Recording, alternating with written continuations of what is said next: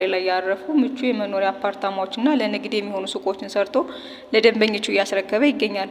እንዲሁም በካሬ ከ83246 ጀምሮ ለእናንተ ለደንበኞቹ አቅርቧል። የመኖሪያ ቤቶቹ ከስቱዲዮ ጀምሮ ባለ 1 ከ77 እስከ 99 ካሬ፣ ባለ 2 ከ57 እስከ 169 ካሬ፣ ባለ 3 ከ150 እስከ 214፣ ባለ 4 ከ183 እስከ 295 በካሬ ያገኛሉ። በአጠቃላይ ግንባታው በ5 መንደሮች ተከፋፍሎ የተሰራ ሲሆን ካላስፈላጊ መጨናነቅ ነፃ ያደርገዋል።